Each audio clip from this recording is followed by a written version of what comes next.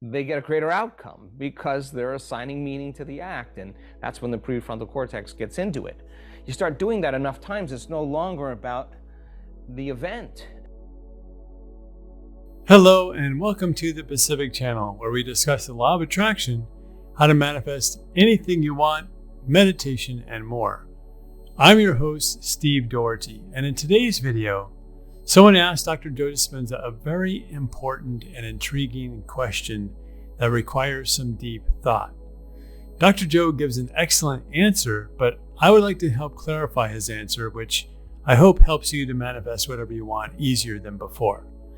The thing is that meditation isn't the only healing modality out there.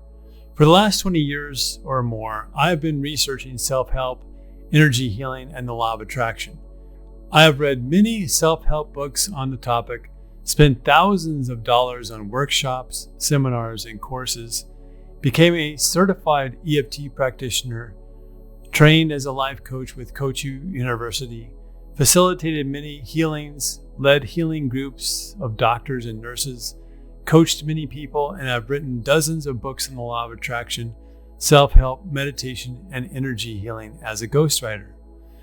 The point is that there are many different excellent healing modalities out there that work. I think it's important to be open-minded to new ways of thinking and the many different types of energy healing modalities there are out there. In other words, don't put all your faith, energy, and effort into just one method. Be open-minded and try lots of different things to see what works best for you. For example, meditation is by no means the only energy healing tool. There is Reiki, EFT, NLP, Psych-K, Qigong, Transcendental Meditation, and much more. They are all excellent tools that work differently than each other and excel in one area of healing more than the others. To rely on just one healing modality, like meditation, is like only using a hammer for a vehicle. You would never do that. It's only common sense. To me, EFT works as an amazing energy healing tool that is excellent at getting at the root cause of emotional problems. And meditation is a great tool to further enhance the connection you have to source energy and your inner being. So keep in mind that some of these other tools may work better for you than just meditation alone, or that they may help to enhance your meditation. In this audio clip with Dr. Joe, there is a flawed premise on the first question that is not really discussed. See if you can pick it out, and then we'll discuss it further. Let's listen to Dr. Joe now. Hi, Dr. Joe. My question is, which strategy of the formula is most important?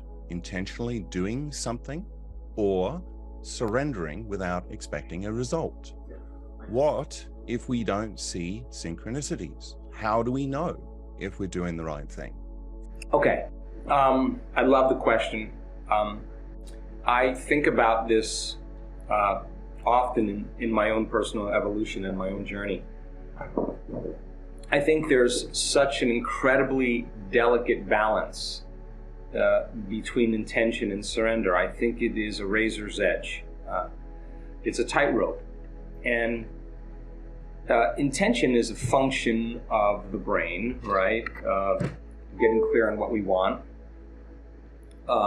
imagining an outcome, seeing a future, becoming aware of a possibility in the quantum field. I think that is a brain function, and that's intention. And then this combination of surrendering is trusting in that outcome, trusting in that future without getting in the way or forcing or controlling or trying to predict or compete for it. I think it's a different process of trust, and that tends to be a function of the heart. When our hearts are open, we are more vulnerable, and we tend to trust a whole lot more. The challenge is in three-dimensional reality, when we try to get something done and we have the intention, if it's not getting done, we try harder. And we're trying harder to make an outcome change in three-dimensional reality as matter changing matter, so that we can change our experience and the experience produces an emotion, and that emotion takes away that feeling of not having it, right? And so when we overintend, we naturally try. And gosh knows I've tried, God knows I've tried thousands of times, and I haven't gotten an outcome. And because trying implies separation, right? So can't do that in the quantum. And yet if we over-surrender, we're lazy, we're lethargic, we're disengaged, we're not in any way making an intentional effort. And so you got to have this kind of delicate balance between the function of the brain, the intention, which the more coherence we have in the brain, the stronger the signal we are creating in that very full field of energy that we call the quantum field. So that disturbance is connecting us and sending a signal out. The trusting in the outcome is a function of a coherent heart, and that means that we got to get really good at feeling what we feel when we feel trust, and when we surrender and we open our hearts and we're in love with our creation, and we have no idea then how it's going to happen or when it's going to happen. We're too lost in the moment of that feeling. Now, for me, surrender is to get so lost in that feeling, so deep into the feeling that I forget about myself. That's my greatest interest. That's what I want to be able to do. So if I get lost far enough in it, the last thought I want to have when I have it is, what does this feeling feel like, so that I could continue to bring it up in my life? If I can stay in the energy of that intention, being aware of that possibility, and feeling the feeling that I would feel if it was beginning to occur in my life, my belief is that if I could synchronize my energy with my heart and my brain, have a coherent heart, and that coherence in the heart that becomes the magnetic field, the more I feel that feeling, the more connected I am to that future. And at the same time, not only am I connected to that future, I'm not looking for that future anymore. It feels like it's happening, so I'm trusting in that future. I'm out of the way. I'm completely out of the way. Now, if I do that really well, and I can sustain that state in my life, the deal that I have with the divine, with that consciousness that's aware of everybody, of everyone, of everything, of everywhere, every time, including you, my deal with it is, okay, so if I've really dipped in and I'm the source, and I send the signal out, and source is pure love, the more love I feel, the more in love I am with that future, the more I trust it, the more I'm drawing it to me. Okay, let me hang out in here for a period of time. If I've really done this well, and I've really connected, and I can maintain this state, this modified energy, for a good period of my day, and then if I forget, I'm going to stop and reconnect again. I'm going to reconnect again. If I can do that, God, I need some evidence in my life to let me know that this is the truth, or this is working, or I should keep going. Now, when the synchronicities, when the serendipities, when the coincidences, when the opportunities begin to happen, that's when we begin to believe we're the creator of exactly what's going on in our life. And that's an instinct. I think it's innate in us to remember that. It's a remembering that we are creators, right? And we're emulating the creator, we're emulating the divine. So some days are better than others. But for me, it's more about the synchronicity than anything else, because it's proof to me. That's the most important thing. So for me, it's an experiment. I experiment with the process. And so if I'm truly doing this well, there could be evidence in my life, and it's just a new thing, or something that just happened coincidentally. If it doesn't happen in my life, I can't say any longer that it doesn't work. I can't say that any longer. I've seen the data. I've seen too many things to say, oh, this is a different circumstance. And I've heard too many really great stories to say that. So the next thing I think about is, did I default back to the old emotion, of the past. I'm disconnected from the energy of that event, that future experiment, that experience that I want in my life. I'm back to the energy and the emotions of my past. My life should stay the same. Am I spending more time feeling this way, or am I spending more time feeling this way? Okay, it's probably not enough. So then I go back, and when I do the meditation, I do it for the simple reason of getting better at remembering what I should be remembering, how I want to think and how I do want to feel. And I keep bringing it up over and over again that I can do it on command. Why? Because I want to be able to practice that in my waking day. If I'm spending more time in that energy, then there should be change. Now, sometimes I have to do that for a week or 2 weeks, but nothing lost in the process, because to me, it means that I'm changing. I'm changing some unconscious belief. I'm changing some emotional state. I'm still in the experiment, and I can't say it doesn't work. I've seen it work too many times. I got to say, what is it about me that I need to become conscious of, that I was once unconscious to, that would evolve my experience of myself being a creator? So I think that that delicate balance between intention and surrender is the art, and my interest really is kind of balancing the two, having a kind of very relaxed intention, being awake or aware of a possibility, and having this relaxed feeling in my heart, like I can trust again. I can trust in the future. I can believe in that future I can't see or experience with my senses yet, but I've thought about it enough times that I believe that my brain and body are changed to look like it's already happened. So if it looks like there's physical evidence that it's already happened enough times, then it should happen in three-dimensional reality. Okay, I'll try it again. So the only last thing about this that I think is essential is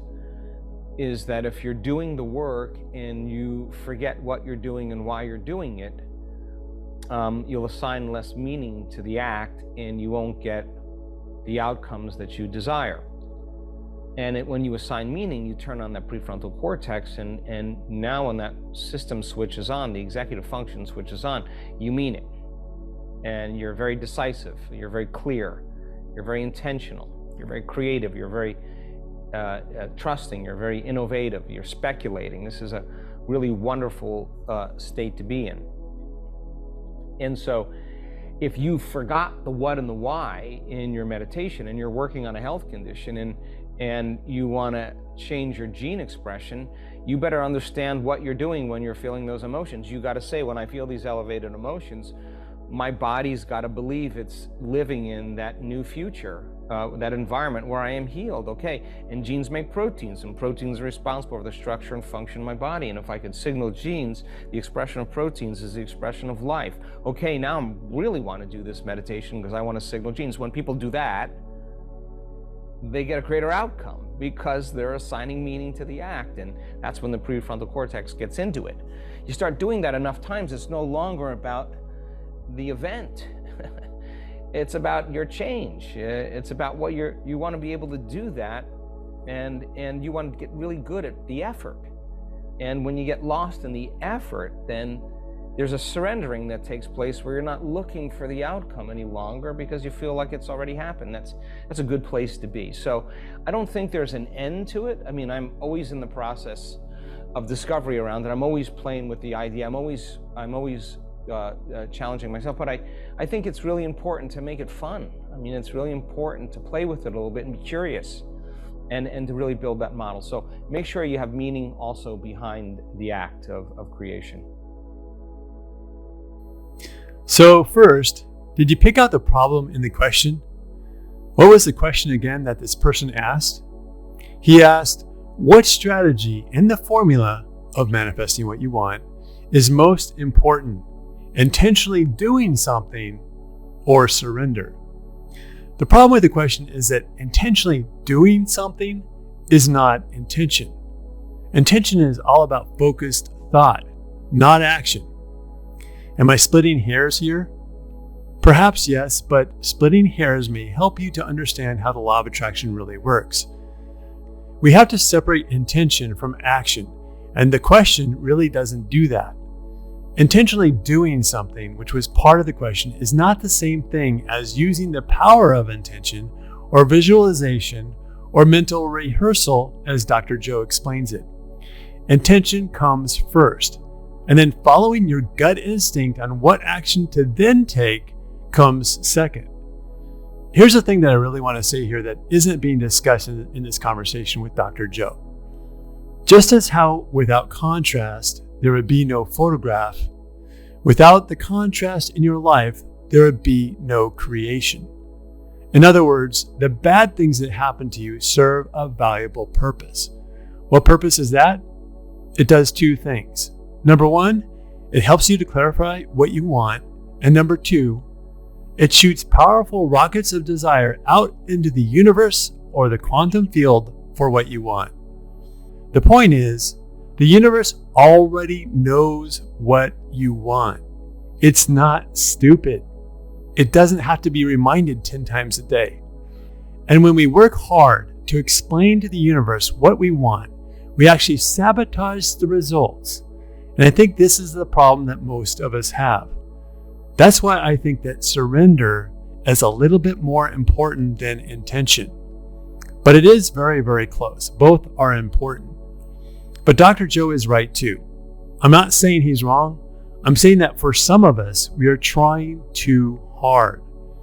And when we try too hard, we offer up resistance out into the universe or the quantum field to what we want, which backfires on us and keeps what we want from coming into our lives. Just think about your own experience for a second. Have you ever lightly thought about something that you want and it didn't really matter if it came to you or not? And then it came to you easily and effortlessly? I know it's happened to me. And then have you ever really, really wanted something so badly that you ached for it, but it never came? That's the point. The point I'm trying to make is that you can intend all day long until the cows come home, but if you don't surrender, if you don't trust the universe with all your heart, what you want won't ever come. But if you were to surrender completely on all topics and all things and just be happy more of the time, everything that you ever wanted would come to you. As Dr. Joe said, it's supposed to be fun. Have fun with it. Try to manifest without surrendering and see what happens. And then try surrendering completely to anything and everything and then see what happens. And then try a hybrid of the two methods. Try intending lightly, try visualizing and surrendering at the same time and see what works best for you. As a very important side point, when you visualize, don't do it with the intention of manifesting what you want. That's the problem that a lot of us have. Do it because it feels good to do it. Do it because it feels good to do it. If you only do it because you want to manifest something, the message sent out to the universe is that you don't have it. If you only do it because you want it to manifest, the message sent out into the universe is that you don't have it.